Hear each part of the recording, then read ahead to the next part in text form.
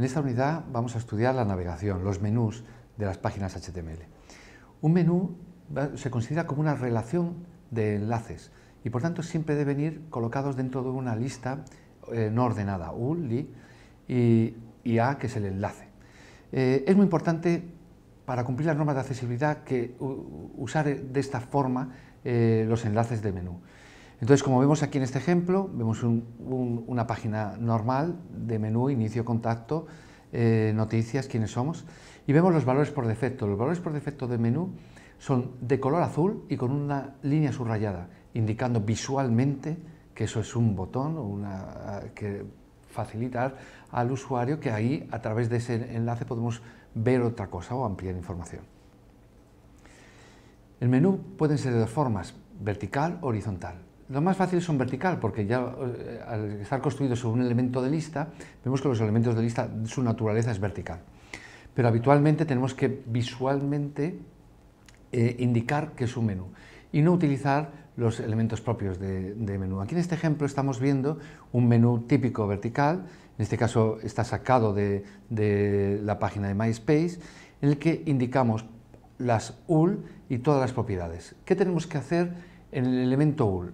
Lo básico es quitarle los márgenes que por defecto tienen, quitarle los puntos de disco que por defecto tienen, y de esta manera utilizamos el UL como si fuese una lista ya sin estas marcas características de los listados. Lo siguiente que tenemos que diseñar sería el A. El A es un elemento de línea. Nosotros muchas veces queremos que los menús figuren como un bloque y necesitamos que sea un bloque para que todo el aspecto del menú sea interactivo, no solo la palabra. Entonces le tenemos que indicar la característica bloque, ya que sabemos que A es una característica en línea por defecto. Le indicamos que es un bloque, le solemos poner unos márgenes y le solemos poner alguna cosa, como en este caso unos bordes subrayados. Es muy importante indicar también la versión de hover. En el caso de los sistemas interactivos táctiles, tener en cuenta que el hover no existe. Pero en las páginas web es muy importante porque cuando pasamos el ratón sobre ellas, el menú cambia e indica la diferencia. El hover es A::hover, indica, y aquí marcamos un estilo diferente. Solo es necesario colocar en el hover los elementos que diferencian de la. Los que son iguales no hace falta repetirlos. En este caso vemos que el hover indica un pequeño borde azul a la derecha y un color más oscuro y un cambio de letra de negro a claro. En este caso vemos el ejemplo similar a este que utiliza MySpace. El menú horizontal es un poco más complejo, ya que por esta característica de las listas que son normalmente en sentido vertical. También es más complejo diseñar menús horizontales porque depende mucho del ancho del dispositivo. Entonces enseguida van a dejar de funcionar cuando trabajamos con un dispositivo más pequeño. Pero es muy habitual, sobre todo en el escritorio, en PCs, que los menús sean horizontales. En este caso, en el UL tenemos que hacer lo mismo, quitar los elementos de márgenes, quitar los discos, esos puntos que separan cada uno de los ítems del li. Y en los menús horizontales conviene, aunque no es necesario en algunos navegadores, pero conviene hacerlo, poner el li, en vez de que sea su display como bloque, su display en línea, para que se coloque en forma horizontal. Y por último, el A.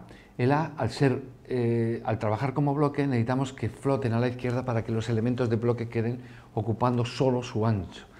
Entonces vemos que le quitamos la decoración, que no esté subrayado, le ponemos un color de fondo, unos márgenes, quizá unos bordes, y le marcamos que sea bloque y que floten a la izquierda.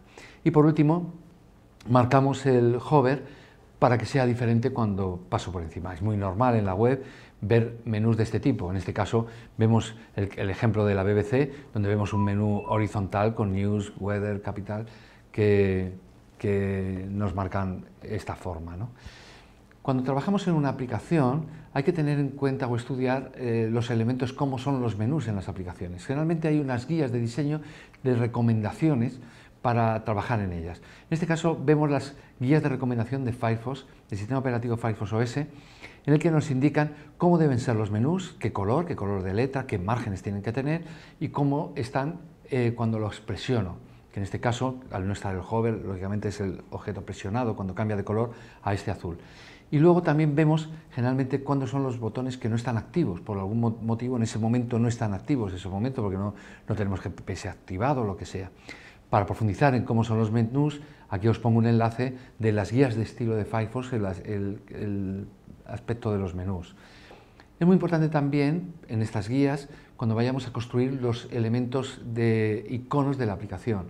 Este es el único elemento que vamos a trabajar con programas de imagen y que puede ser un poco complejo para las personas que no estén habituadas, que no sean diseñadores. Firefox facilita todas las plantillas de cómo deben ser sus menús en esta dirección que os pongo aquí, pero el problema son los programas con los que tenemos que trabajar. Firefox te da un archivo PSD, que es un formato propietario de Adobe Photoshop.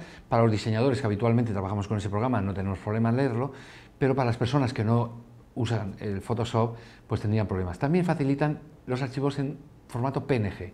PNG es un archivo gráfico abierto que tiene 24 bits y permite transparencias hasta de 256 niveles, y es el que se usa para los iconos. El PNG podríamos trabajarlo con programas de software libre, como puede ser el que podemos buscar en la web. Aquí os facilitamos el enlace para que profundicéis y cogéis y descarguéis estos elementos. Los elementos de botón de Firefox OS suelen ser circulares, suelen tener 60 por 60 como plantilla, pero los elementos tienen 58 píxeles, un poquitín más pequeños, y no hay que colocarle sombra ni nada porque ya el propio dispositivo pone sombra al elemento. Aquí vemos las tres formas en que se suele trabajar los iconos, que son circulares, con bordes redondeados o cuadrados, y unos ejemplos para que los veáis. Habitualmente, cuando cerramos los iconos para una aplicación, no solo ponemos el elemento de 60 píxeles, sino que ponemos otros elementos para que el sistema pueda utilizarlo tanto en las relaciones, en las listas, en otras formas en que pueda aparecer el icono. También en dispositivos mayores, como puede ser un tablet. Aquí vemos las resoluciones que recomiendan en Firefox que construyamos los iconos: 16, 32, 48, 60, 128 y 256 píxeles. Aquí os pongo todos los enlaces para que os podáis profundizar en estos temas. Muchas gracias.